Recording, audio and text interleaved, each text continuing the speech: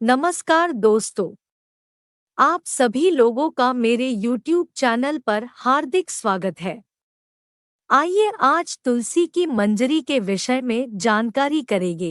हिंदू धर्म में तुलसी के पौधे को विशेष महत्व दिया गया है।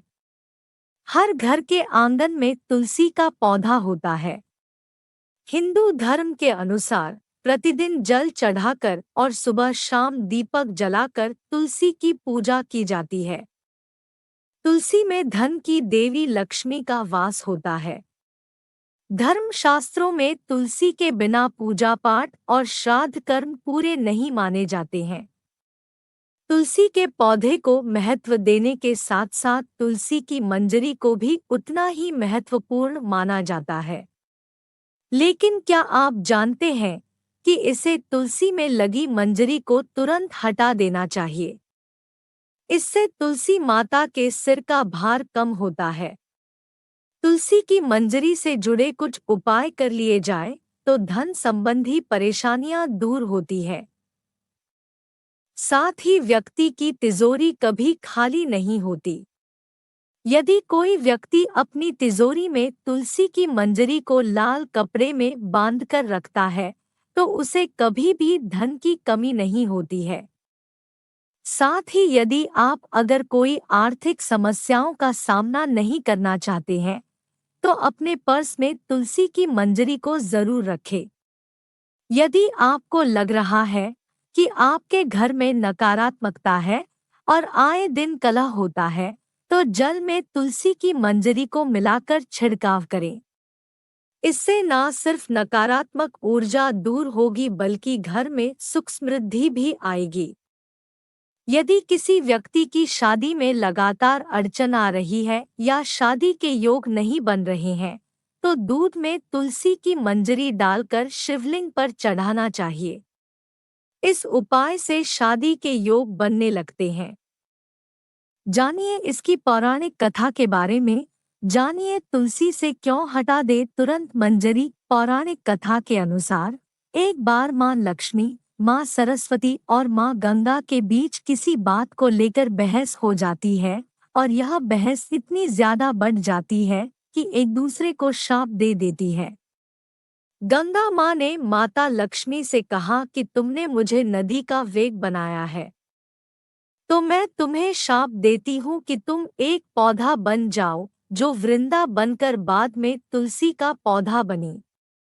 तभी वहां मां पार्वती आ जाती है और कहती है कि आखिर आप लोग एक दूसरे से क्यों लड़ रहे हो।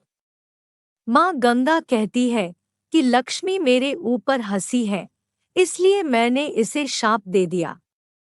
इस बात पर मां पार्वती कहती है कि आप लोगों ने गुस्से में एक दूसरे को शाप क्यों दे दिया। क्या आप लोगों को इस बात का अनुमान है कि शाप के कारण कितना कष्ट झेलना पड़ता है। मां पार्वती कहती है कि 84 लाख योनियों में से 20 लाख योनियां वृक्ष और पौधों की है। लक्ष्मी, तो आप बताएं कि एक बार पौधे के रूप में धरती में जाने के बाद आपको वृक्ष या पौधे के रूप में किस किस योनि पर रहना पड़ेगा।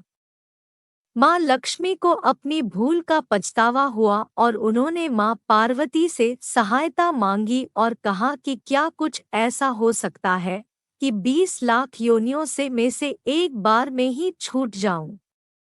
ऐसे में मां पार्वती ने कहा कि इस समस्या का हल मेरा पास तो नहीं है, लेकिन इसका हल महादेव ही बता सकते हैं। महादेव ही है जो हर तरह की योनि से छुटकारा दिला सकते हैं। तब मां पार्वती ने भोलेनाथ से कहा कि कोई ऐसा उपाय बताइए प्रभु कि मां लक्ष्मी को तुलसी के बाद किसी अन्य योनि का दुख न भोगना पड़े। तब महादेव ने इस उपाय को बताया। कार्तिक माह में लक्ष्मी जी तुलसी के रूप में प्रकट हुई। कहा जाता है कि कार्तिक मास में तुलसी के पौधे में लगी मंजरी को तोड़कर शालिग्राम को अर्पित कर दें। ऐसा करने से मां लक्ष्मी को पौधे की योनि से मुक्ति मिल जाती है और वह किसी अन्य पेड़ पौधे की योनि में नहीं जाती है और मोक्ष को प्राप्त होती है। इसके साथ ही ऐसा करने से व्यक्ति को माँ लक्ष्मी सुख, समृद्धि, धन, संपदा, ऐश्वर्य का आशीर्वाद देती है। तुलसी मंजरी को भगवान कृष्ण को भी चढ़ा सकते हैं। ऐसा करने से माँ लक्ष्मी के साथ कृष्ण भगवान भी प्रसन्न होते हैं। अगर आपको यह जानकारी अच्छी लगी तो मेरे वीडियो को लाइक करें और साथ ही मेरे चैनल को सब्सक्राइब करना ना भूलें। धन्यवाद।